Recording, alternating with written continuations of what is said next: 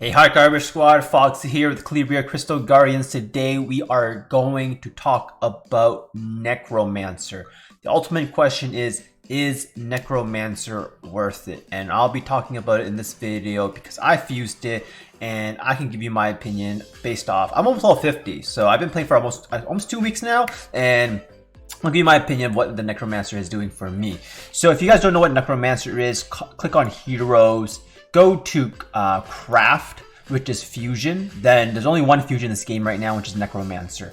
So in order to fuse Necromancer, you do need these three, which are fusible, but because the rates of this game are pretty good, I think you can summon all three. If you can't, getting all of these, I would say, is fairly obtainable just because they can get it from dungeons.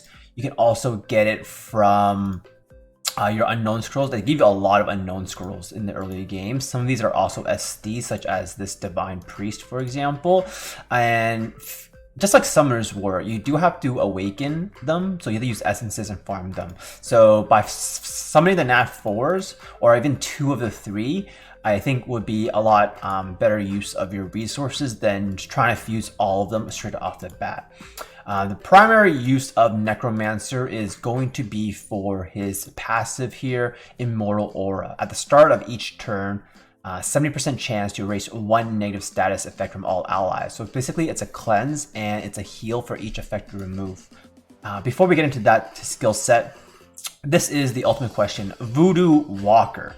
A lot of you guys are probably wondering or have been part of the struggle of getting Voodoo Walker. And how to get a Voodoo Walker, I made a video about it. It is an SD, it's a secret dungeon, and to pop the secret dungeon, what I recommend you do is join my stream or any streamer and ask them to have a group of people farming it so that if one person pops it, you can all pop it. And in order to pop the SD, what you can do is go to Catacombs, then go to Dark and do any of these dungeons. I don't believe if you do like level 10, it's a higher chance to pop an SD compared to level 1. So if I were you, my personal thing, I would make an alt account and then spam level 1 dungeon until you pop a Voodoo SD, or have a group of friends doing that, and then you can all share it because it's a brand new account. You can add up to 30 people. So that's what I would suggest you do. Join a Discord like mine, for example, and try to coordinate that if Voodoo Walker is hard to get for you. If you're like someone and you're lucky or unlucky because you pulled Voodoo from your first LD scroll, well, there you go. Not needed.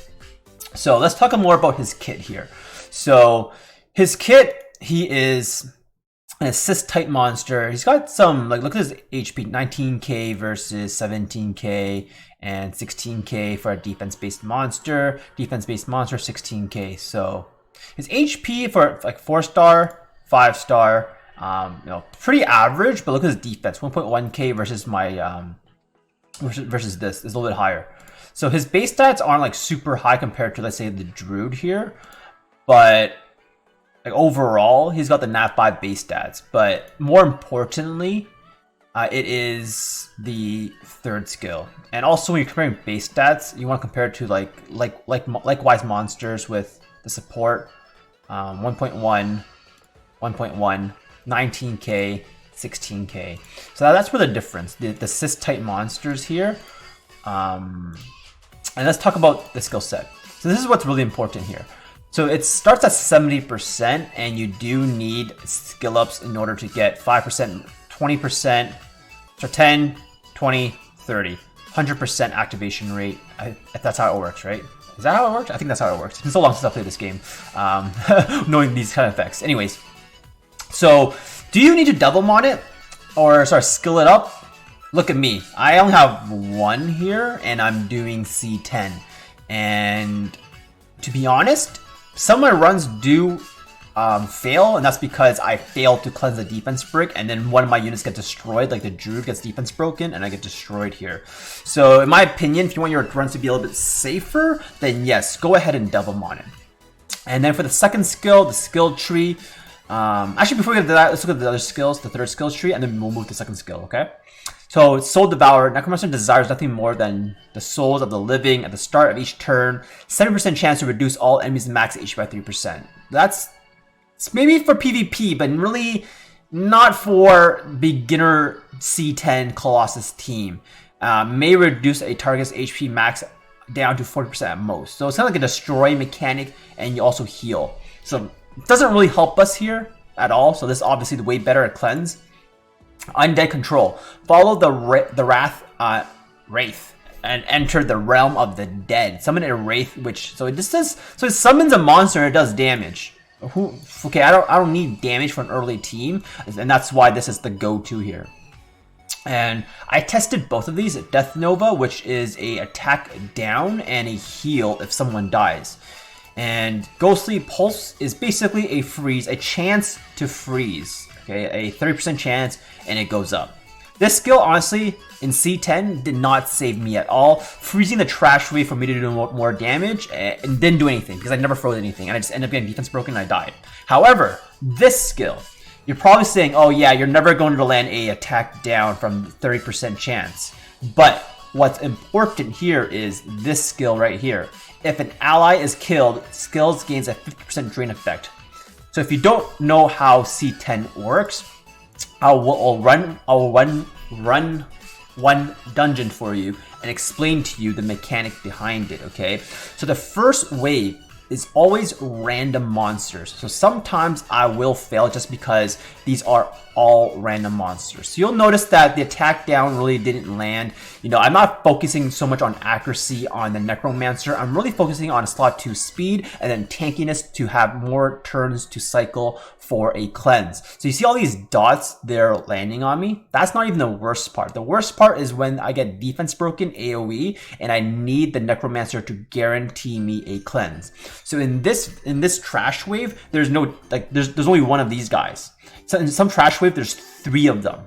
So imagine 3 of these yellow guys here. What is his name here, right? Just imagine having 3 of them and your whole team is defense broken. You need the Necromancer to have the cleanse here and have speed. And the only way to get speed is having 6 swift agile runes and also running a slot 2 speed. So that's how I build my Necromancer. Speed, HP, HP, because if the moment you get defense broken, you have negative HP stats because you just lost your slot 6, slot 4 defense rune, right? So that's why it's built speed, HP, HP, and everything else is kind of triple HP. And these defense-based monsters that are nat 5s, the Popo and the Abyss Lord are on defense, HP, HP, or defense, defense, HP because their base stats are so high here. So if you're playing manually, you can just target here, the middle boss here. Honestly, the side ones don't do too much. So if in the scenario, and this happens to me quite often because of the defense break RNG, the Harpy will die because it has the least stats, because it's a nat 3. Even though it's sanctified, it's a nat 3, low base stats. Even though it's triple HP, it will die because of the random defense breaks. If it dies, your Necromancer suddenly gets the drain effect now. And that's really important because it adds another form of sustain because you lost a healer here. The Harpy is a healer and a cleanser. Sorry, not cleanser. Healer and a cooldown reduction for more dots. So in this scenario, if I lost the Harpy, I would have additional healing from my drain effect. And that's why I believe that skill, Pulse, is so much better than the AoE freeze. Also, because you're targeting the boss here with auto battle leader, you will always land the attack down here. The Druid does have a dispel on first skill for the attack buff right here. However, you don't focus hit on the Druid accuracy hit because you're really aiming for HP, because like I said before, the first crash wave, if there's 3 of those monsters that defense break you, your Druid will die or your Harpy will die. So the focus is the HP. And you will notice right here, his HP is so low because he's speed, HP, HP. And if something died, he has that drain effect to gain more HP. When he cleanses, he also gets more HP. So it really synergizes in this team. And also the Druid, the Revenge first skill, everything will land a dot here. That's why the Druid's super OP. Look at these dots here from the Revenge and first skills on my team here.